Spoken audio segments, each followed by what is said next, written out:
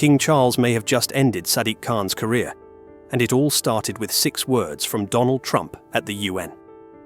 Standing before 193 nations, Trump looked straight into the cameras and said, "London has a terrible, terrible mayor." The hall fell silent. Diplomats froze. Everyone in the room knew he had just thrown a political grenade across the Atlantic. But no one, not even Trump's critics, expected what came next. Days later, Buckingham Palace broke its golden rule. For the first time in decades, the monarchy waded into a political storm. In a carefully worded public statement, King Charles spoke about the urgent need to address safety concerns in London. He never mentioned Khan by name. He didn't have to. The timing said it all. The message was unmistakable. Parliament erupted. Labour MPs sat in stunned silence, while Conservatives couldn't hide their grins. The press exploded with headlines. Royal shockwave, Charles echoes Trump. Monarch sides with Trump, Khan cornered. Even the BBC, usually cautious with royal coverage, ran the line. King Charles raises concerns over London's leadership. That word, leadership, cut deepest, because it's exactly what Londoners feel has been missing. The numbers back it up. Knife crime is up 15%. Violent robberies have risen 22%. Tourism is falling. Londoners are losing patience. Trump pointed to the chaos. And now the king appeared to agree. Overnight, social media erupted. Hashtags like Charles backs Trump and Khan humiliated trended globally. And this time, it wasn't bots or political operatives. These were ordinary people posting things like, "When even the king says something's wrong, maybe it's time we listen." Inside City Hall, panic set in. Sadiq Khan's team scrambled to contain the damage, but there was no way to spin it. The image of the king quietly echoing Trump's criticism was already burned into the public's mind. Behind closed doors, Labour descended into chaos. Keir Starmer, already under immense pressure from internal divisions, wanted no part of the drama. In Parliament, he dodged questions 3 times in a single session. When your own leader won't defend you, the writing's on the wall. Khan tried to fight back, and made it worse. Instead of addressing London's crime figures, he lashed out. He accused Trump of fear-mongering and hinted that Charles had been misinformed. Then he blamed the right-wing media, but to the public, it looked like deflection. When the king speaks calmly about safety and the mayor responds with excuses, there's no contest. Television networks played the 2 clips side by side. One, a defensive, red-faced mayor. The other, a measured monarch. Viewers didn't need commentary to decide who looked credible. The next morning, the data confirmed the damage. A YouGov poll showed 44% of Londoners agreed with King Charles's statement. Even worse for Khan, 29% of his own previous voters said they sided more with the king, and even with Trump, than with him. When nearly a third of your base turns on you, you're done. 3 Labour MPs publicly broke ranks, warning Khan to stop fighting Trump and start fixing crime. Translation: even his allies were giving up on him. Then came the knockout blow. On Friday, the Royal Foundation published a report on youth safety in Britain's major cities. Its conclusion?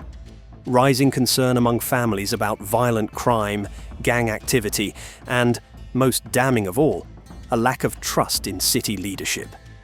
No names, no finger-pointing, just the truth written in black and white. And everyone knew exactly who it was aimed at. For ordinary Londoners, that sealed it. One viral tweet from a mother in Hackney said it best. "When both Trump and King Charles say London isn't safe, maybe we should stop laughing it off and start demanding answers."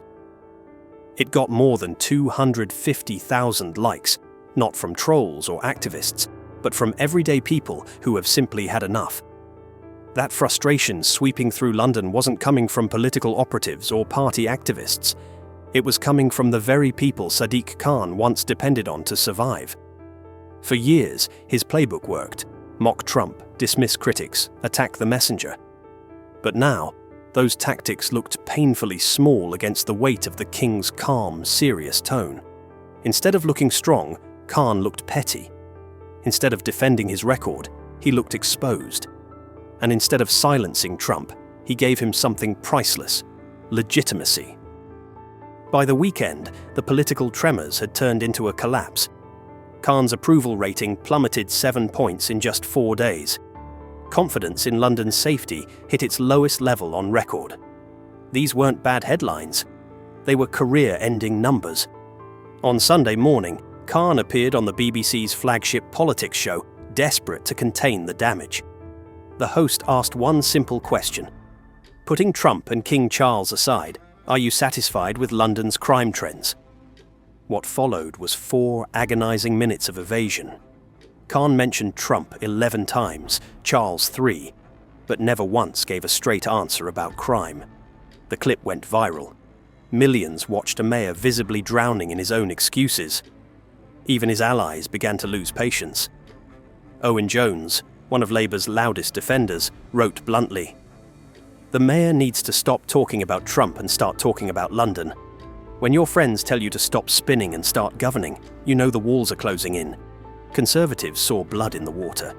For months, they'd been cautious about siding with Trump, but now they didn't need to. They had something stronger: the King's words. Tory MPs flooded the airwaves with a devastating new attack line. If Labour can't handle tough questions from Washington or Buckingham Palace, how can they handle tough decisions in Westminster? Inside Labour headquarters, panic turned to paralysis. Senior advisors begged Keir Starmer to distance himself from Khan. Starmer stayed silent, and that silence was deafening. In politics, once you're branded a liability, the knives come out fast. But this time, the rebellion wasn't limited to Parliament. It was coming from the streets. The hashtag Khan Out wasn't just trending. It was uniting people who had never agreed on anything before. Young professionals in Shoreditch, single mothers in Hackney, retirees in Croydon. Even minority voters, who had stood by Khan for years, were now turning on him. One post from a London nurse captured the mood. "I voted for Khan twice. But if the king can see the problem, if Trump can see the problem, and if my own neighbours can see it, why can't he?"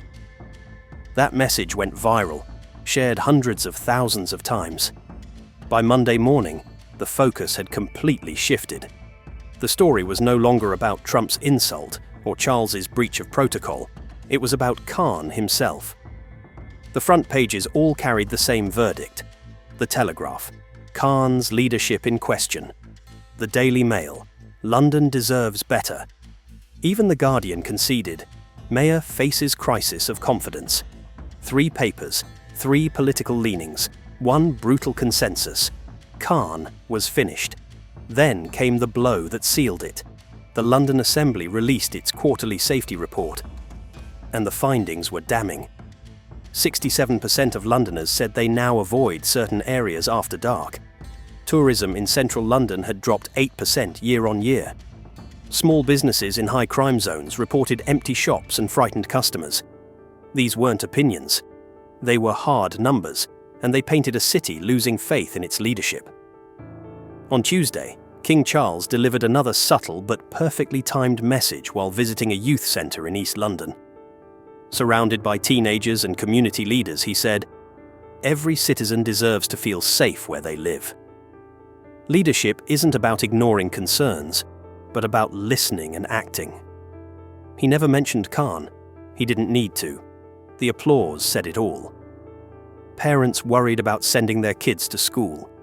Shopkeepers describing daylight robberies. Tourists warning friends to stay away. These weren't political talking points, they were lived experiences, and they drowned out every excuse Khan tried to make. Because when a US president calls you out on the world stage, and your own king echoes the criticism, you're not just losing a political argument, you're losing legitimacy. And now, as the king's quiet authority eclipses the mayor's defiance, one truth is clear: Sadiq Khan's reign over London is coming to an end.